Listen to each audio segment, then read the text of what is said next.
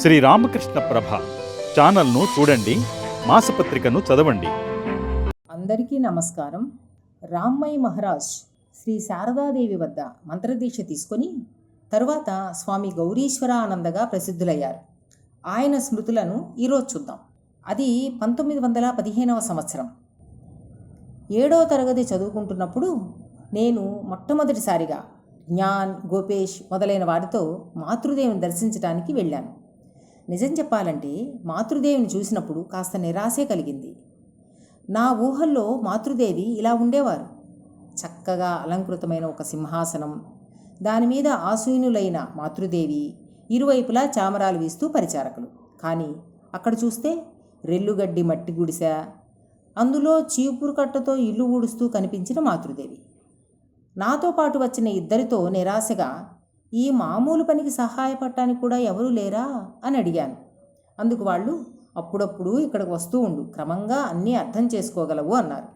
మమ్మల్ని చూసి శారదాదేవి మాతో, కాస్త వేచి ఉండండి, ఇదిగో ఈ పని పూర్తి చేసి చేతులు కాళ్ళు కడుక్కొని వచ్చేస్తాను, తరువాత నమస్కరించవచ్చు అన్నారు. మేము వేచి ఉన్నాం. చీపురు కట్టను యథాస్థానంలో పెట్టి చేతులు కడుక్కొని పరుపు మీద కూర్చున్నారు. మేము ఒకరి వెంట ఒకరుగా ప్రణమిల్లాం. ఇంటికి తిరిగి వెళ్ళేటప్పుడు మళ్ళీ రా నాయనా అన్నారు మాతృదేవి. అప్పటి నుంచి జైరాంబాటికి రావాలని, మాతృదేవిని దర్శించాలని మనస్సు ఉవ్విళ్ళూరేది. ప్రతి శనివారము బడికి వెళ్ళేటప్పుడు ఒక గుడ్డ, తువ్వాలు, సోమవారం కోసం పుస్తకాలు అన్నీ తీసుకునే ఇంటి నుండి బయలుదేరేవాణ్ణి. శనివారం బడి వదలగానే మాతృదేవి దగ్గరకు వెళ్ళిపోయేవాణ్ణి. 1-2 సార్లు వెళ్ళిన తర్వాత మాతృదేవికి బాగా సన్నిహితుడైపోయాను. మాతృదేవి అసాధారణమైన లజ్జ కలవారు. స్వామీజీ, రాజా మహారాజ్, శరత్ మహారాజ్, మహాపురుష్ మహారాజ్ ఇలాంటి వారందరినీ కూడా ఆమె నాయనా అనే సంబోధించేవారు. కానీ వారి సమక్షంలో కూడా మేలు ముసుగు ధరించి ఉండేవారు. నేను బాలుణ్ణి కావటంతో నా సమక్షంలో మాతృదేవి ముసుగు ధరించరు. అందువల్ల వారి ముఖాన్ని చక్కగా చూడగలిగేవాణ్ణి. వాతం కమ్ముకున్న ఆమె పాదాలకు నూనె రాసే భాగ్యం నాకు కలిగింది. ఆమె పాదాలు ఎంతో మృదువుగా గులాబీ రంగులో ఉండేవి.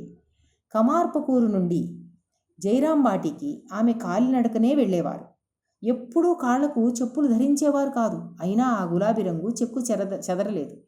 ఒకరోజు మాతృదేవి పాదాలకు నూనె రాస్తున్నప్పుడు, మాతృదేవి కాళ్లకు పట్టిన వాతరోగం నా కాళ్లకు రాకూడదా, మాతృదేవి ఆరోగ్యంగా ఉంటారు కదా అని నా మనస్సుకు తోచింది.